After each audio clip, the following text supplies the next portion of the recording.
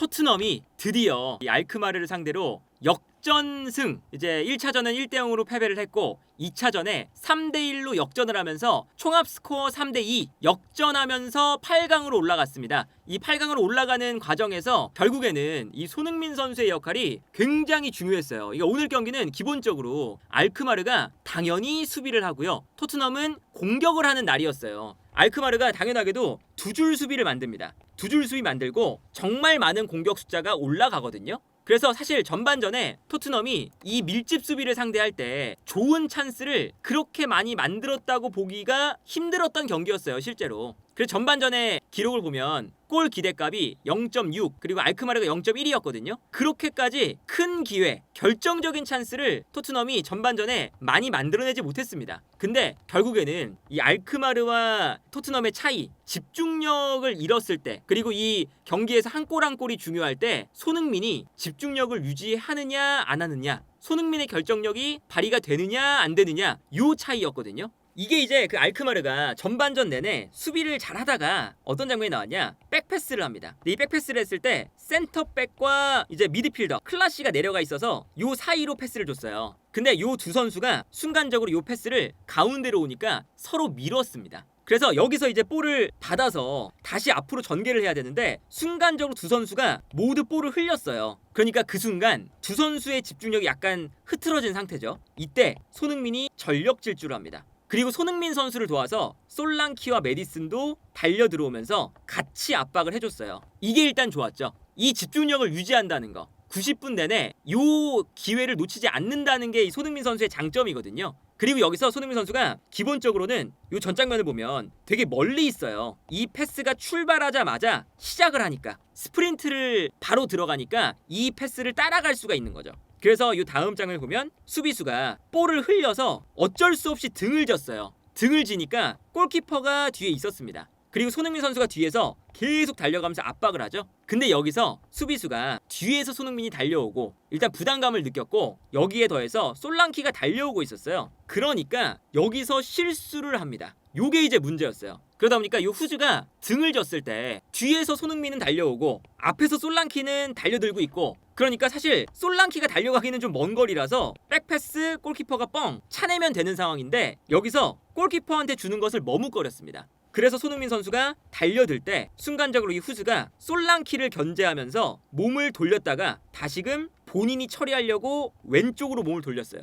근데 골키퍼도 이미 나와 있었죠, 볼을 받으려고. 근데 패스를 안 준 거예요. 근데 이 타이밍을 또 노려서 손흥민 선수가 빨리 압박합니다. 그러니까 여기서 후즈가 가로막혀서 걷어내려고 했는데 손흥민 선수가 달려 들어오면서 각도를 줄여놨어요. 그래서 걷어내는 순간 손흥민 선수가 빨리 달려듭니다. 킥 동작을 하기 전에 달려들죠. 그러니까 이거는 손흥민 선수가 타이밍도 잘 노리고 스프린트가 빠르니까 킥을 하는 모션을 할 때 달려들어서 후스가 걷어낼 때 손흥민 선수가 달려들어서 몸으로 이 패스를 블락을 해요. 그래서 후스가 걷어냈는데 손흥민의 몸을 맞고 솔랑키한테 넘어갑니다. 이것도 사실은 손흥민 선수가 이 타이밍을 정말 잘 노렸기 때문에 나온 장면이죠. 그 다음에 솔랑키가 여기서 볼을 잡아서 아주 결정적인 찬스였는데 욕심 안 부리고, 욕심 부릴 수도 있었어요. 근데 골키퍼가 빨리 들어가고 있으니까 수비수가 본인에게 다가오는 것을 기다렸다가 반대로 뛰어 들어가는 오도베르에게 줬죠. 그 다음에 여기서 오도베르가 득점을 마무리하는, 그리고 여기서 오도베르가 양발을 쓰는 선수다 보니까 왼발로 마무리하는 요 타이밍이 굉장히 좋았습니다.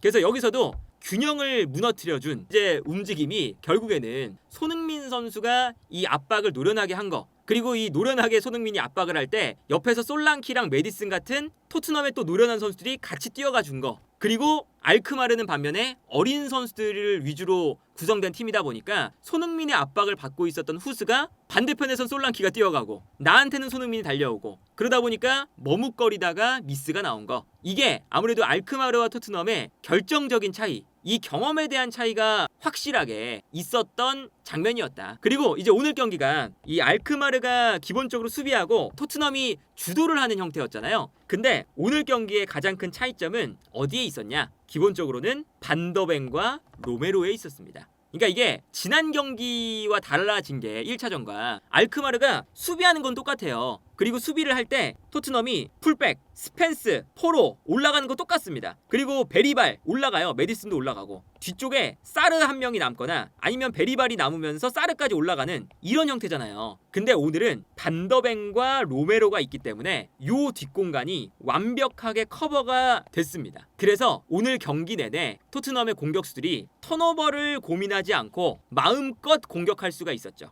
이게 가장 달라진 차이점이죠. 1차전에서는 저렇게 공격하다가 역습을 당할 때 단소와 그레이가 공간이 너무 넓으니까 여기서 경합을 모든 것을 다 이길 수가 없고 그러다 보니까 역습을 당하고 그런 문제였었거든요. 근데 오늘은 물론 프리미어리그에서는 이런 넓은 공간을 반더벤과 로메로가 100% 커버를 못해요. 근데 알크마르와 경기를 하니까 페럿이 최전방에 있을 때 페럿도 계속 측면으로 빠지거든요. 근데 오른쪽으로 빠지면 로메로, 왼쪽으로 빠지면 반더벤. 요 싸움에서 오늘 앞쪽에 있는 페럿이 볼을 소유를 못한 거죠. 이게 가장 큰 차이였습니다. 이 장면 보시면 알크마르가 역습을 하는 장면이잖아요. 역습을 하는데 중앙에 있다가 순간적으로 사디크가 빠져들어갑니다. 근데 이 공간으로 패스가 들어갈 때 반더벤이 따라 들어가죠. 그래서 여기서 이제 패스가 딱 들어가는데 여기서 이제 놀라운 점이 반더벤이 압박을 해서 끊어내는 것도 아니고 스피드가 워낙에 빠르니까 아예 측면 공격수가 달려가는데 본인이 이 앞으로 뛰어가서 아예 자리를 먼저 잡아버려요. 그래서 요 역습을 끊어버리는 장면. 이런 장면도 있고 이 장면 같은 경우에도 이번에는 알크마르가 왼쪽에 있던 공격수가 가운데로 들어오면서 포로를 끌고 들어옵니다. 그리고 이때 왼쪽 풀백 요 올페가 굉장히 공격적인 선수라서 이 공간으로 올라가요. 그리고 여기서 토트넘이 포로가 볼을 걷어냈는데 걷어낸 볼이 미드필더 쪽으로 가죠. 알크마르에. 그래서 알크마르가 볼을 잡자마자 이 공간으로 패스를 줍니다. 그러면 포로가 이렇게 끌려 들어왔을 때 이 공간이 비니까 로메로가 이 공간을 메워줘야 되잖아요. 그런데 이 다음 장면을 보면 올페가 올라갈 때 아주 넓은 공간이 만들어져 있어요. 그리고 로메로는 앞쪽에 있는 페럿 그리고 측면으로 뛰어가는 올페 두 선수를 막아야 되죠. 근데 여기서 패스가 들어가는 타이밍에 로메로가 측면으로 뛰어가서 여기서 태클을 합니다. 굉장히 과감하게. 만약에 어정쩡하게 붙었으면 뛰어들어가는 선수들이 계속 있어서 역습을 당할 수도 있었는데 여기서 로메로가 과감하게 타이밍 좋은 태클을 하면서 여기서 역습을 끊어버리죠.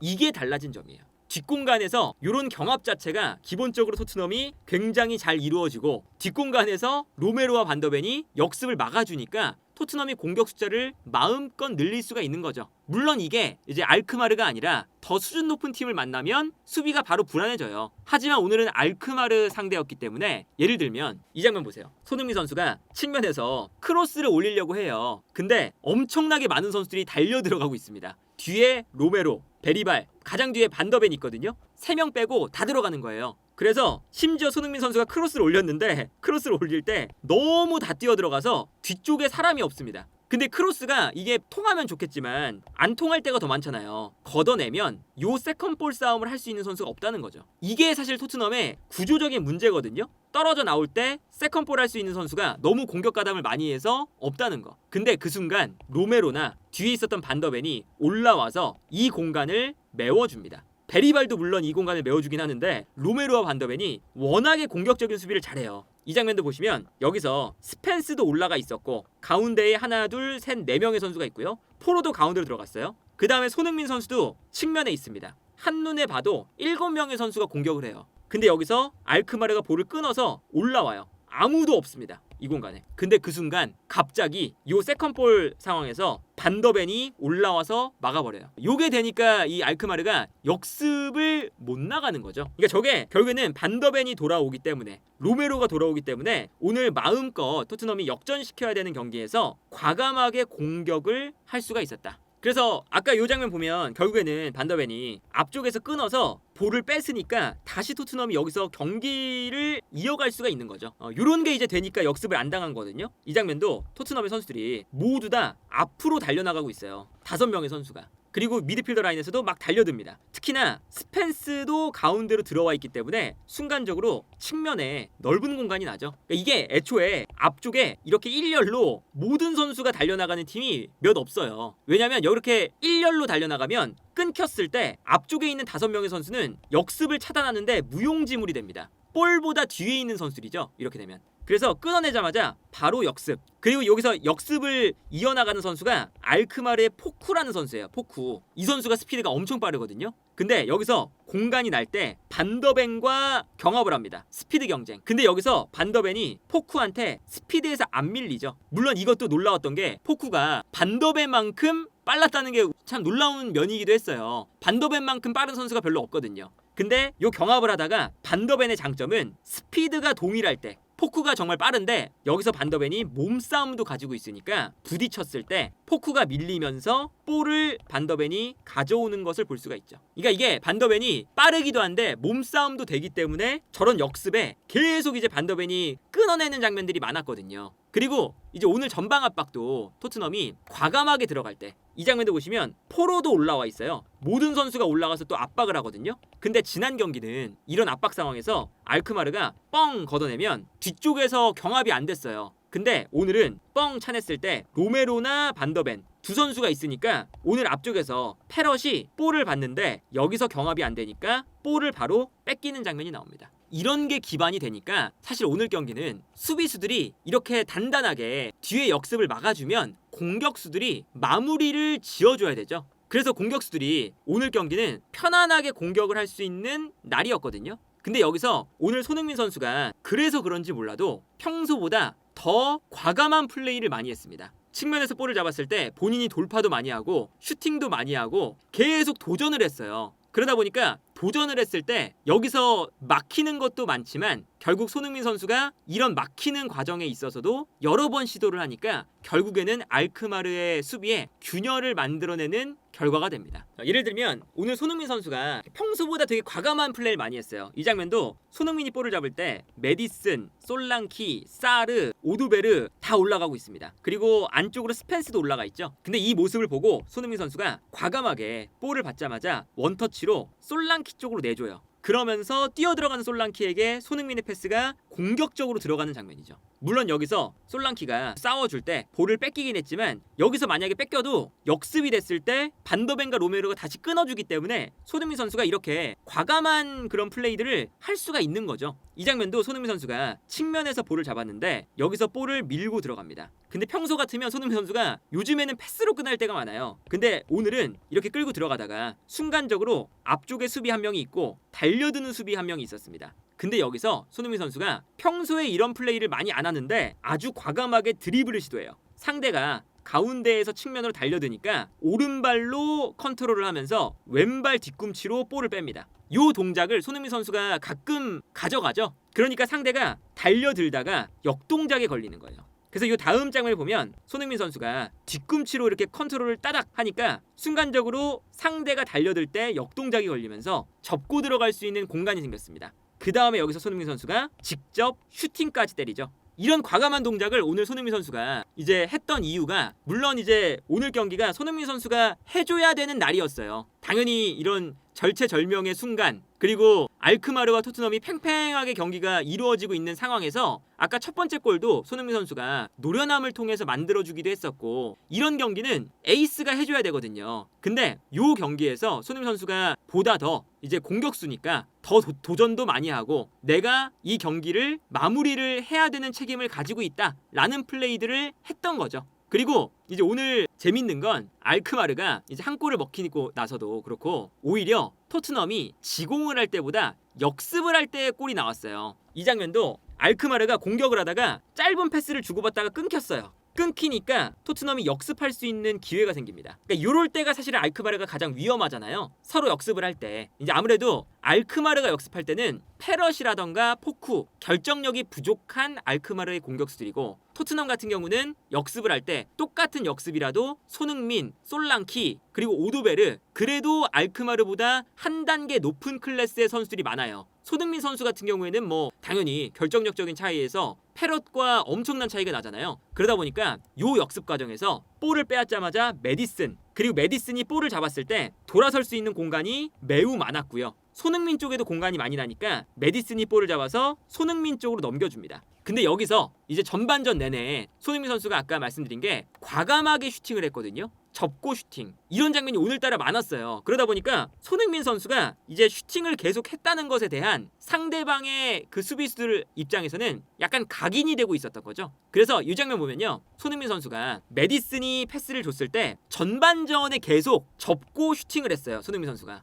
이런 장면이 많았거든요. 근데 여기서 손흥민 선수가 이번엔 측면에서 볼을 잡았을 때 접는 순간 보시면 측면 수비수인 마이쿠마 그리고 중앙 수비수인 후스가 모두 손흥민한테만 달려듭니다. 슈팅할 것 같아서. 그러니까 이게 각인이 되어 있는 거죠. 손흥민이 계속 슈팅을 했고 손흥민의 오른발은 위협적이니까 손흥민을 막아야 된다. 그러다 보니까 메디슨이 빕니다. 그리고 손흥민 선수는 기본적으로는 이타적인 선수죠. 그러다 보니까 손흥민에게 모든 선수가 쏠렸을 때 메디슨에게 패스, 그리고 메디슨이 여기서도 볼을 잡은 다음에 메디슨의 강점 중에 하나가 결정력이에요. 메디슨이 좋은 기회가 났을 때 마무리를 확실하게 지어주면서 여기서 이제 역전이 되는 이런 것들이 이제 아무래도 손흥민 선수의 이런 슈팅 각도를 다들 알고 있고 손흥민 선수가 오늘 경기는 계속 슈팅을 과감하게 시도했기 때문에 이런 과정에서 손흥민이 상대방을 슈팅에 대한 예상을 하게끔 만들고 오히려 그 다음에 그런 허점들을 노려서 도움을 줬다. 이것도 결국에는 손흥민 효과예요. 손흥민 선수가 볼을 잡았을 때 모든 수비가 그쪽에 쏠리니까 공간이 나오잖아요. 근데 여기서 이제 토트넘이 경기 중간에 한 번 따라잡혔죠. 사실 이게 따라잡히면 안 되는 경기이기도 했는데 두 팀의 전력 차이가 크니까 어떤 거였냐, 반더벤이 오늘 90분을 뛸 수 있는 몸 상태가 아니었나 봐요. 그래서 그레이가 들어옵니다. 반더벤 대신에. 근데 이게 포스테코글루 감독의 교체에 좋지 않은 선택이었어요. 사실 요 자리에 벤 데이비스였으면, 물론 벤 데이비스도 부상에서 복귀한 지 얼마 안 됐지만 그래도 경합이 좀 되는데 그레이가 들어오니까, 물론 그레이가 센터백을 본인의 본 포지션이 아님에도 불구하고 그거에 비해서는 잘했어요. 지금까지. 근데 그레이가 그렇다고 해서 센터백 자리에서 엄청난 경쟁력을 가진 선수는 또 아니잖아요. 그러다 보니까 여기서 이제 문제는 뭐냐, 알크마르가 이제 아까 설명해 드렸던 건 다르게 역습이 됩니다. 어떤 역습이 되냐, 알크마르가 수비에서 볼을 가지고 있다가 뻥 차면 페럿과 그레이가 경합을 하는데 아까는 경합이 안 되니까 계속 뺏겼잖아요, 페럿이. 근데 페럿이 볼을 소유할 수가 있어요. 볼을 소유하고 지켜낼 수 있는 그런 가능성이 생기기 시작합니다. 그래서 요 장면에서 알크마르가 그레이가 들어오자마자 너무나 명확하게 그레이 쪽으로만 패스를 줘요. 로메로 쪽으로 주면 어차피 페럿과 로메로가 싸운다. 그러면 경합이 안 되니까 여기서는 그냥 포기를 하고 그레이 쪽으로만 패스를 주는 거죠. 그래서 오늘 경기 반더벤이 나가자마자 토트넘이 사고가 나죠. 요 장면인데 이게 반더벤이 나가자마자 1분 뒤에 벌어진 장면입니다. 알크마르가 볼을 잡은 다음에 이제는 과감하게 뻥 차요. 뻥 찼을 때 앞쪽에 그레이와 페럿 요 두 선수가 경합을 하게 만듭니다. 근데 여기서 뻥 찼을 때 오늘 처음으로 페럿이 돌파가 되고 경합이 돼요. 그래서 그레이가 순간적으로 페럿을 놓쳤죠. 놓친 다음에 따라가는 것도 아무래도 반더벤보다 느리니까 여기서 반더벤처럼 따라가는 게 좀 부족했어요. 힘도 부족하고. 그러다 보니까 경합을 하는데 반더벤과 다르게 페럿이 그레이를 등지고 볼을 소유합니다. 그 다음에 돌아서죠. 그 다음 돌아선 다음에 가운데에 들어오는 선수에게 패스를 줘요. 그러니까 요것 자체가 일단은 반더벤이 나가자마자 여기서 끊는 게 안 되는구나, 이 문제가 나왔었고, 그 다음에 가운데로 패스가 들어갔는데 오도베르가 들어오면서 끊었습니다. 끊어서 베리발한테 갔죠. 근데 베리발이 여기서 어떤 좀 실책을 했냐면, 베리발이 오도베르가 끊은 다음에 베리발한테 줬는데 베리발이 백패스를 한다는 게 오도베르를 맞고 튑니다. 가까이서 보면 오도베르가 끊어낸 다음에 달려 들어오는데 베리발이 달려 들어오는 오도베르한테 줬어요. 오도베르한테 준 건 아니었는데 백패스를 하다가 오도베르를 맞췄죠. 그래서 볼이 흐르면서 달려 들어오던 알크마르의 코프메이너스한테 볼이 갑니다. 아주 결정적인 찬스가 찾아오죠. 그 다음에 여기서 너무나도 당연하게 볼이 뒤로 흐르니까 코프메이너스가 볼을 받아서 슈팅. 이 골이 들어가면서 사실은 토트넘이 두 골을 먼저 넣어놓고도 한 골을 먹혀서 1차전의 스코어랑 똑같아진 거예요. 동점이 된 거죠. 그래서 따라잡혔어요, 심지어. 근데 따라잡힌 다음에 그 다음에도 이제 어떤 플레이들이 계속 나오냐, 노골적입니다. 알크마르가 뒤에서 로메로 쪽으로는 주지도 않아요. 그레이가 있는 쪽으로 계속 줍니다. 그리고 심지어 그레이가 페럿과의 경합도 안 되지만 마이쿠마와의 경합이 이루어지는 장면이거든요. 마이쿠마는 이제 오른쪽 풀백이죠. 근데 마이쿠마와의 경합에서도 그레이가 부딪혔는데 몸싸움에서 밀렸어요. 그래서 마이쿠마가 떨어지는 볼을 그레이를 밀어낸 다음에 가져갑니다. 이것도 위험한 장면이었죠. 그래서 결국에는 마이쿠마가 앞쪽에서 볼을 소유해내는 이런 장면이거든요. 그러니까 이런 장면들을 보면 확실히 후반전에 반더벤이 빠지면서 심하게 수비가 흔들렸기 때문에 토트넘은 기본적으로 8강에 올라간다 하더라도 8강에서 반더벤 로메로의 컨디션이 유지가 되느냐 유지가 되지 않느냐 이게 가장 중요할 것 같다. 근데 이게 오히려 그 토트넘이 마지막에 결승골이 들어갈 때 되게 중요했던 게 뭐냐면 알크마르가 통하잖아요. 압박도 통하고 그레이를 이제 부딪히는 게 통하니까 약간 욕심을 냈습니다. 동점 상황이었는데 전반전에 약간 밀집 수비를 했던 것과는 달리 후반전에 갑자기 전방 압박을 하기 시작했어요. 그래서 이 장면 보면 되게 재밌는 장면이거든요. 로메로가 볼을 잡아요. 그 다음 비카리오 쪽으로 이제 백패스를 하잖아요. 근데 여기서 알크마르 선수들이 어떤 모습을 보여주고 있느냐, 그레이 쪽을 압박해라. 그래서 로메로가 백패스를 해서 그레이 쪽으로 가니까 알크마르 선수들이 갑자기 뭐에 홀린 듯이 막 올라옵니다. 오늘 경기에 이런 적이 없었는데 계속 올라옵니다. 그리고 여기서 패스가 가면서 비카리오가 패스도 어설프게 했어요. 그래서 그레이가 등을 진 상태에서 압박을 받을 수밖에 없는 안 좋은 상황이 나옵니다. 근데 여기서 비카리오의 안 좋은 패스 그리고 그레이의 불안함 요게 있었는데 그래도 메디슨이 내려와서 볼을 받아주죠. 요게 중요했습니다. 그러니까 이게 오히려 이 알크마르가 이 그레이가 약간은 허점처럼 보이니까 과감하게 압박을 들어갔는데 이 과감하게 압박을 들어간 게 오히려 토트넘이 탈압박을 한 다음에 역습을 할 수 있는 빌미를 제공을 한 거죠. 그러다 보니까 여기서 그레이가 볼을 잡은 다음에 스펜스가 메디슨한테 주면서 메디슨이 볼을 잡는데 이때 압박 타이밍이 한번 늦었어요. 알크마르가. 요 선수가 누구냐면 아까 첫 번째 골을 실점할 때 실수했던 후스란 선수거든요. 이 선수가 오늘 요 메디슨이 내려갈 때 압박을 해줘야 되는데 압박 타이밍이 늦다 보니까 여기서 메디슨이 볼을 잡아서 돌아섭니다. 후스가 달려드는 걸 활용해서 심지어 볼의 결을 살려나가죠. 요 결을 살려나가면서 탈압박하는 게 굉장히 중요했습니다. 약간 알크마르가 오늘 경기 이제 한 골이 들어간 다음에 조금 참았어야 되는데 안 참고 너무 공격적으로 나가다 보니까 문제가 생긴 거예요. 그래서 요 다음 점을 보면 메디슨이 탈압박을 해서 나오니까 바로 공간이 아주 많이 생기기 시작합니다. 그리고 여기서 메디슨이 또다시 측면으로 패스를 보내주면서 손흥민 선수가 볼을 잡거든요. 근데 여기서도 또 손흥민이에요. 그러니까 이게 아까 첫 번째 골도 손흥민, 두 번째 골도 손흥민, 세 번째 골도 손흥민이 만들어주는 건데 여기서 접고 들어갑니다. 또 손흥민이 슈팅을 할까봐 다 손흥민한테 쏠려요. 근데 그 순간 스펜스가 빠르게 올라와서 손흥민을 도와줍니다. 그래서 오버래핑을 하죠. 이때 손흥민 선수가 본인에게 모두 다 수비가 손흥민만 달려드니까 뛰어들어가는 스펜스에게 손흥민 선수가 패스를 내주면서 스펜스에게 좋은 찬스를 만들어줍니다. 이것도 결국에는 손흥민 선수가 전반전부터 계속 도전적인 플레이, 공격적인 슈팅, 드리블 이런 것들을 계속하니까 상대 수비가 손흥민이 오늘 접고 슈팅하는 것에 대한 횟수가 많고 그래서 손흥민의 슈팅 각도를 막아야 된다 이 생각을 하다 보니까 나오는 장면이죠. 또 그래서 스펜스가 측면에서 볼을 잡았고 스펜스가 크로스를 올렸을 때 여기서 솔랑키가 그래도 좋은 플레이를 해줘요. 뒷발로 볼을 건드리면서 스펜스의 크로스, 솔랑키의 뒷발 이게 패스처럼 되면서 뛰어들어가는 오도베르에게 연결됐죠. 그 다음에 여기서 오도베르의 편안한 득점. 그러니까 요것도 어쨌든 그 토트넘이 공격을 할 때 물론 이제 그 알크마르가 너무 욕심을 내긴 했어요. 욕심을 내긴 했는데 이런 욕심을 냈을 때 어쨌든 결정을 지어줄 수 있는 손흥민이 있다는 거. 반대로 알크마르 같은 경우는 결정을 짓는데 무리가 있다는 거. 요 차이가 있었습니다. 그래서 사실 알크마르가 또 따라갈 수 있는 찬스가 있었어요. 이 장면이 이제 그 토트넘이 3대1로 이기고 있는데 여기서도 그레이가 달려들면서 압박을 했는데 볼을 못 뺏었어요. 그러다 보니까 공격수가 볼을 잡은 다음에 뒤로 패스를 보내주고 이때 알크마르는 그레이가 올라간 공간으로 뛰어들어가는 선수 그리고 뛰어들어가는 선수에게 패스 이게 들어가면서 그레이가 올라온 공간을 또 노렸죠. 그래서 그레이가 달려나온 게 문제가 되면서 그레이가 달려나와 있고 스펜스도 공격으로 올라가 있어서 측면이 완전히 열렸고요. 이 공간으로 패스가 들어갈 때 로메로도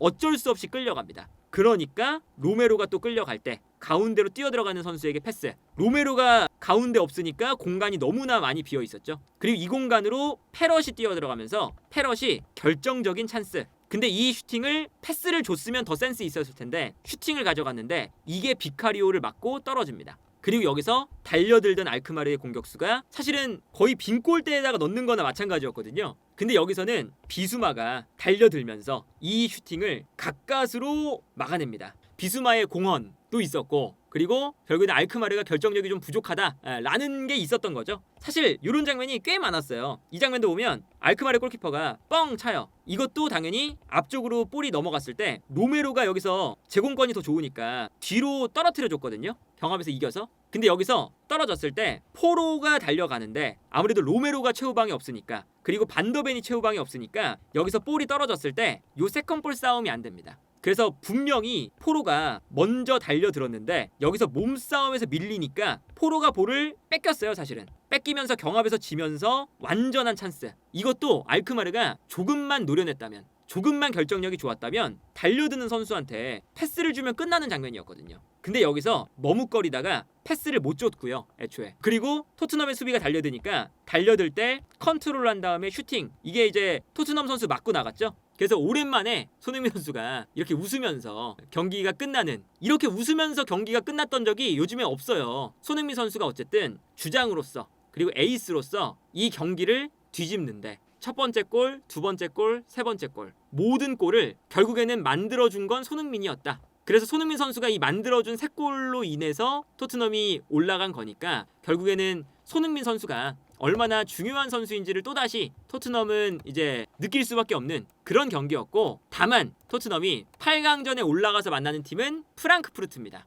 프랑크푸르트가 이제 4월 11일 한국 시간으로 금요일, 그리고 4월 18일 금요일이거든요. 근데 프랑크푸르트는 알크마르보다 당연히 수준이 훨씬 높은 팀이고 어찌 보면 토트넘보다도 더 강한 팀이죠. 그렇기 때문에 물론 토너먼트라서 어떻게 될지 모르지만 토트넘이 마지막까지 우승 가능성이 남아있는 대회가 이거밖에 없으니까 집중력을 잘 유지해서 그래도 프랑크푸르트를 이긴다면 점점 더 우승 가능성이 높아지는 그런 흐름으로 갈 수가 있다. 그리고 애초에 프랑크푸르트보다 못하는 팀인데 선수 면면을 보면 못하면 안 되는 팀이에요, 토트넘이. 프랑크푸르트랑 이 토트넘하고 몸값 차이, 이 선수들의 그런 이제 선수 하나하나의 클래스를 좀 비교해놓고 보면 토트넘이 프랑크푸르트에 밀리면 안 되는 팀이에요, 애초에. 그렇기 때문에 토너먼트에서 잘하기를 기대해보자. 손흥민 선수가 우승 트로피를 들을 수 있을지 없을지 이것을 좀 기대해보면 될 것 같습니다.